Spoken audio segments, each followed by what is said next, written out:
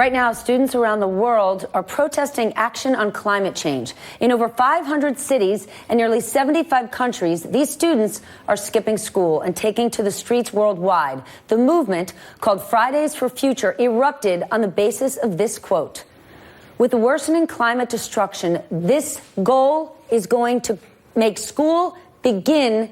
I can't even understand this. Let's say it again. Okay, I can't read it then.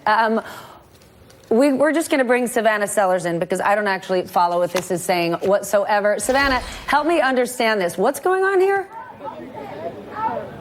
Yeah, absolutely. So, Steph, we started at the UN earlier with probably about 24 kids, came down to City Hall. Hundreds were then on the steps there having a rally. We crossed the Brooklyn Bridge, and now we're just on the other side of the Brooklyn Bridge in Brooklyn, where the protest is continuing. So Fridays for Future is this idea of students skipping school on Friday to essentially say, look, why do I need to go to school if I don't know what my future is going to look like based on the state of the planet? So that's what a bunch of these students have been doing for a long time. Actually, I'll introduce you to some right here. They have been skipping school. This is Ella, Jaya, and Pilar. And so tell me first how old you guys are, and tell me about skipping school and why and what that's all about. So I've been skipping school for 11 weeks now, and it is a sacrifice that we have to make because we are missing important things, but we realize that if we don't skip this school, we might not have a future. So we need to, because... And you're 12 years old, is that right? Yeah. And you girls you're 13 and you're 12 also. And you guys are deciding at this age that you're standing up by skipping school for this. Yeah. Is that right? Yeah. And even at your age, what does this have you thinking about sort of in a bigger picture? Is it have you thinking politically? What are you guys thinking about what you want to change in the world?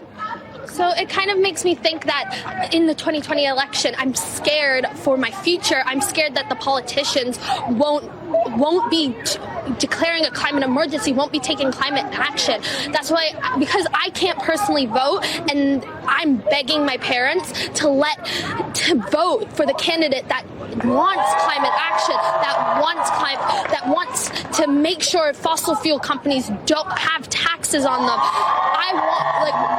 I want change, and I hope my parents do too. And so what are you guys doing to make change right now? What type of stuff besides skipping school is making a difference?